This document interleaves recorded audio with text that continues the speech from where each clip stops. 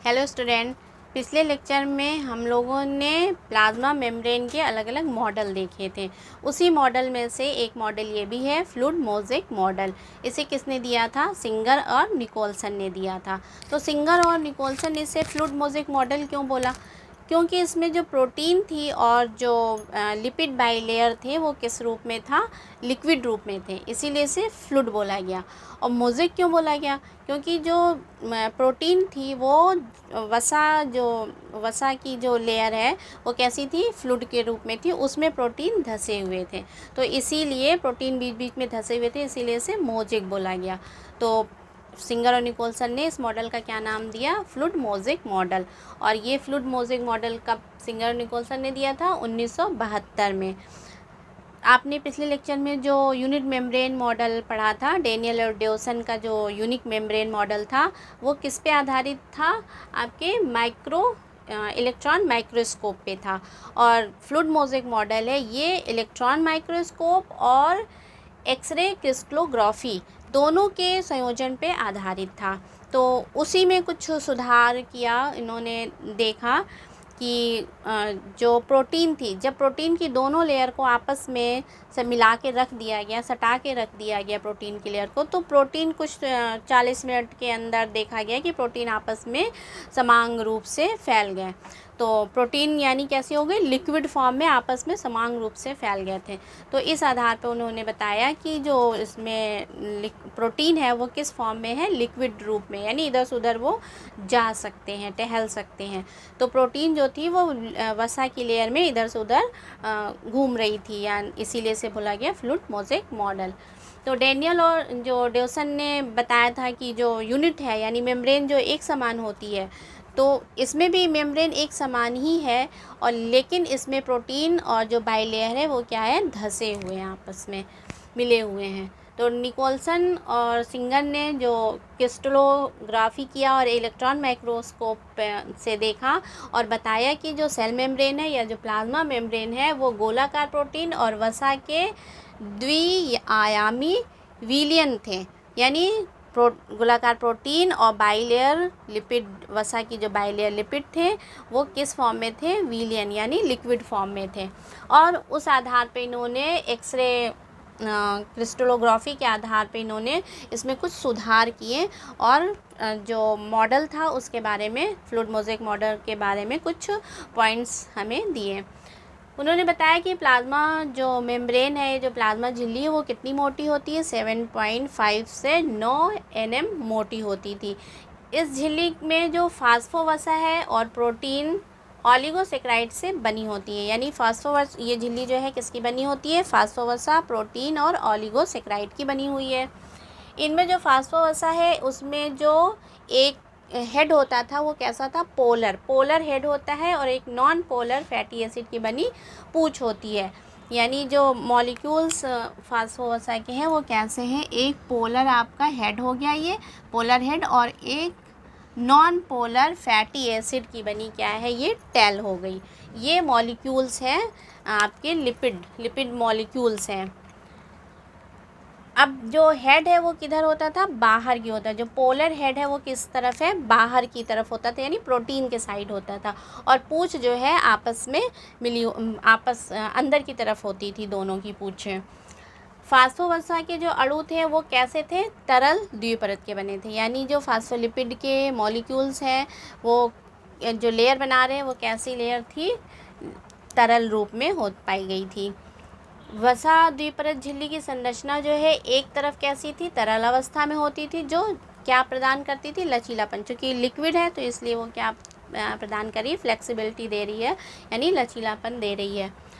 Protein जो है वो झिल्ली के किधर लगी रहती थी? सतह पे लगी रहती थी, या परिधि पे प्रोटीन होती थी, या जो उसके सतह पे लगी हो यानी परिधि पे लगी हो द्वारा और अधिशोषित होती, यानी परिधि पे भी होती थी और धसी। कुछ प्रोटीन क्या होती थी? झिल्ली में अंत स्थापित होती थी, यानी कुछ प्रोटीन जो है अंदर धसी रहती थी। तो जो परिधि पे प्रोटीन लगी रहती थी वो पेरिफेरल या एक्सट्रिंसिक प्रोटीन कहलाती थी, और जो प्रोटीन अंदर धसी रहती थी वो प्रोटीन क्या कहलाती थी? इंट्रिंसिक प्रोटीन कहलाती थी। इस आधार पे प्रोटीन जो है वो दो प्रकार की पाई गई थी। एक प्रोटीन कैसी थी? पेरिफेरल यानी बाहर की तरफ, या एक्सट्रिंसिक प्रोटीन जो बाहर पाई जाती थी, और दूसरी प्रोटीन थी वो कैसी थी, इंट्रिंसिक प्रोटीन थी। और ये दोनों प्रोटीन जो है वो मैट्रिक्स में स्वतंत्र रूप से इधर उधर जा सकती थी या डिफ्यूज़ कर सकती थी, यानी विसरित हो सकती थी प्रोटीन जो है वसा मॉलिक्यूल से। कुछ अभिन्न प्रोटीन जो होती थी वो पूरी लंबाई में, यानी जो पूरी लेयर है वो फास्फोलिपिड की लेयर जो थी वो पूरी लंबाई में फैली रहती थी, यानी कुछ ऊपर भी निकली रहती थी और कुछ उसको पार करके भी निकली रहती थी। तो कुछ अभिन्न प्रोटीन जो है वो पूरी लंबाई को पार करते हुए झिल्ली के दोनों किनारों पे जलीय माध्यम के संपर्क में रहते थे।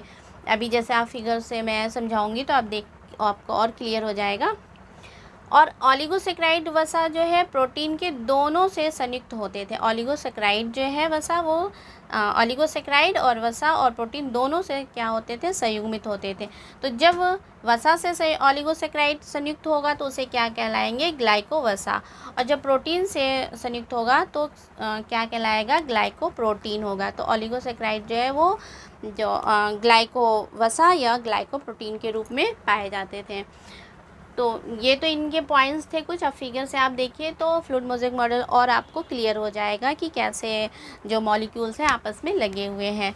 तो ये आप देख रहे हैं ये क्या है, जो फैटी एसिड के मॉलिक्यूल्स हैं। तो ये पोलर हेड हो गया और ये नॉन पोलर टेल हो गई। ये पोलर हेड हो गया, ये दोनों किधर लगे हुए हैं, बाहर की तरफ लगेंगे। इसमें ये जो है प्रोटीन है, ये प्रोटीन जो है लगी हुई है। तो ये अंदर की तरफ जो प्रोटीन है वो प्रोटीन, ये सारी प्रोटीन क्या हो जाएंगी, इंट्रिंसिक प्रोटीन। ये सब क्या हो गई, इंट्रिंसिक प्रोटीन। ये प्रोटीन आप देख रहे हैं बाहर की तरफ है, तो ये प्रोटीन क्या हो गई, एक्सट्रिंसिक प्रोटीन। यानी कुछ प्रोटीन अंदर धसी रहती है और कुछ प्रोटीन जो है वो बाहर लगी रहती है। यही प्रोटीन जो है आपस में जो क्या काम करती हैं, एक बैरियर का काम करती है। यानी प्रोटीन मॉलिक्यूल्स जो है आप किसी भी मॉलिक्यूल्स को आने और जाने के लिए परमिशन देती है, यानी परमिएबल करती है मॉलिक्यूल्स को। जैसे आप यहाँ इस सेकंड फिगर में आप देख रहे हैं कि ये फास्फोलिपिड के मॉलिक्यूल्स लगे हुए हैं। यहाँ पे ये बाहर की तरफ प्रोटीन है, तो ये प्रोटीन कौन सी हो गई, बाहर लगी हुई है, तो पेरिफेरल प्रोटीन हो गई या एक्सट्रिंसिक प्रोटीन हो गई। ये चैनल यानी मॉलिक्यूल्स इसी से होके, प्रोटीन मॉलिक्यूल से होके कोई भी मॉलिक्यूल्स सेल के अंदर आ रहा है या सेल के अंदर सेल से बाहर जा रहा है या सेल के अंदर आ रहा है, तो ये प्रोटीन मॉलिक्यूल्स क्या काम कर रहा है, चैनल का काम कर रहा है। तो ये चैनल प्रोटीन हो गई। यहाँ पे कुछ प्रोटीन जो होती है मॉलिक्यूल्स को अपने ऊपर उनसे जुड़ के, यानी कोई भी मॉलिक्यूल्स जो है वो प्रोटीन से जुड़ के और फिर सेल के अंदर आता है, तो वो प्रोटीन क्या होती है, कैरियर प्रोटीन की तरह कार्य करती है। तो ये कोई भी मॉलिक्यूल्स जो है इस प्रोटीन के ऊपर बैठ के, यानी जुड़ उससे संयुक्त हो जाता है और फिर वो अंदर सेल के अंदर आता है। तो ये प्रोटीन कैसे काम कर रही है, कैरियर प्रोटीन की तरह भी काम करते हैं। तो कुछ प्रोटीन जो है वो कैरियर प्रोटीन की तरह भी काम करते हैं। ये प्रोटीन आप देख रहे हैं, ये प्रोटीन जो है इसमें क्या है, कैलेक्स, ग्लाइको कैलेक्स जो है वो जो है ग्लाइकोप्रोटीन या ग्लाइकोवसा है, दोनों को जो मिल के क्या बोला जाता है, ग्लाइको कैलेक्स बोला जाता है। यानी ग्लाइको कैलेक्स में क्या आता है, ग्लाइकोवसा आता है और ग्लाइकोप्रोटीन आती है। तो ये ग्लाइकोप्रोटीन जो है उस प्रोटीन के ऊपर लगी हुई है, तो ये जो है ऑलिगोसेक्राइड के रूप में होती है। तो ये क्या हो गया, ग्लाइको प्रोटीन हो गई। और कुछ कोलेस्ट्रॉल प्रोटीन यहाँ पे देख रहे हैं चैनल के पास, कुछ कोलेस्ट्रॉल भी इस मॉलिक्यूल्स के साथ जुड़े रहते हैं। तो ये जो वसा मॉलिक्यूल लिपिड लेयर है, वसा के मॉलिक्यूल्स हैं, इनमें प्रोटीन जो है ये धसी रहती है और इनसे होके मॉलिक्यूल्स जो है, कोई भी मॉलिक्यूल्स कोशिका के अंदर आते या जाते हैं। तो ये जो प्रोटीन है वो क्या काम करती है, एक तरह से बैरियर का काम करते हैं। तो वसा जो लिपिड, बाइलेयर लिपिड है वो कैसी होती है, लिक्विड फॉर्म में होती है। यानी जो लिपिड के मॉलिक्यूल्स हैं, जो लेयर है लिपिड के मॉलिक्यूल्स की, जो बाइलेयर लिपिड मॉलिक्यूल्स की जो मेम्ब्रेन है वो क्या है, प्रोटीन, और इसमें किस फॉर्म में लगे होते हैं, लिपिड के फॉर्म में। यानी कभी इधर और कभी इधर से उधर वो टहल के घूमते हैं, अंदर उसी में प्रोटीन मॉलिक्यूल्स जो है आपस में घूमते रहते हैं इस तरह से। तो इसीलिए इसे क्या बोला गया, लिपिड लिक्विड जो है मोज़ेक फ्लूइड मोज़ेक मॉडल बोला गया। यानी लिपिड के रूप जो है ये लेयर कैसी है, घुलनशील है, और ये वसा के मॉलिक्यूल्स जो है, जो वसा में घुलनशील मॉलिक्यूल्स हैं उनको आने जाने दे रहे हैं, और कुछ मॉलिक्यूल्स ऐसे हैं जो डायरेक्ट नहीं जा पा रहे हैं, तो वो प्रोटीन से जुड़ के और फिर अंदर जाते हैं, यानी कैरियर प्रोटीन के रूप में वो अंदर जाते हैं। तो ये इनका डायग्राम हो गया, यानी प्लाज्मा मेम्ब्रेन जो है वो किस फॉर्म में है, फ्लूइड मोज़ेक मॉडल के रूप में काम करती है। और यही मॉडल जो फ्लूइड मोज़ेक मॉडल है यही आज भी माना जाता है, यानी आज भी इसी मॉडल को माना जा रहा है प्लाज्मा मेम्ब्रेन के स्ट्रक्चर के लिए। किसी जो प्लाज्मा मेम्ब्रेन है किसी भी बाहरी मॉलिक्यूल्स को सेल के अंदर आने और जाने के लिए परमेएबल करती है, इसलिए इसे सेलेक्टिव परमेएबल भी बोलते हैं, या सेमी परमेएबल भी प्लाज्मा मेम्ब्रेन को बोला जाता है। और ये एक बैरियर का काम करती है, यानी कि जो बाहर के वातावरण है और अंदर का वातावरण है उसके बीच में क्या है, बैरियर के रूप में लगी होती है। सभी मॉलिक्यूल्स को अंदर नहीं आने देती है, जो मॉलिक्यूल्स इसके बेनिफिट के हैं या जो इसके फ़ायदे के हैं वही मॉलिक्यूल्स अंदर आ पाते हैं।